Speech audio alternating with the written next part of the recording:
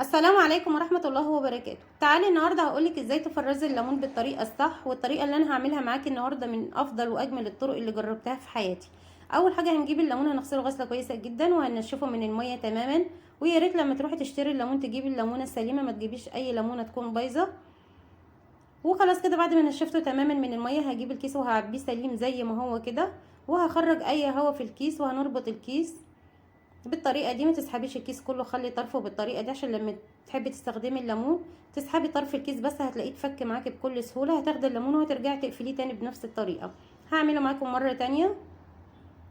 يا ريت لو اول مره بتشوفي قناتي يا ريت تشوفي فيديوهاتي وتقيميها، ولو شايفاني بقدم محتوى هادف واستحق اللايك يا ريت تعملي لايك وتشتركي في القناه وتفعلي زر الجرس عشان يوصلك مني كل جديد. تعالي هقولك ازاي تستخدمي الليمون بعد ما فرزناه في الفريزر. هنجيب الليمونه هنحطها في كوبايه بالشكل ده، وهنحط عليها ميه سخنه على ما تجهزي السلطه بتاعتك او اي حاجه انت هتستخدمي فيها الليمون. 3 دقايق بالظبط وهتلاقي الليمونه كانك لسه جايباها من السوق فريش. هنشوفها مع بعض دلوقتي وهنشوف كميه العصير اللي هتنزل من الليمونه. شايفين الليمونه بقت طريه جدا وبقى فيها كميه عصير كبيره جدا، هتشوفيها معايا دلوقتي. دي افضل طريقه تستخدمي بيها الليمون اللي انت مفرزاه.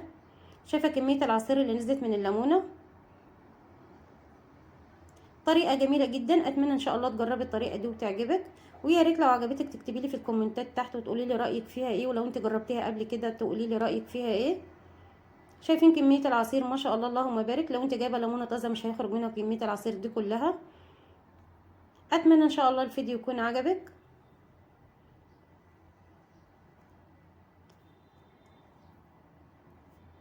اتمنى ان شاء الله الفيديو يكون عجبك، واشوفك في فيديو جديد، وباي.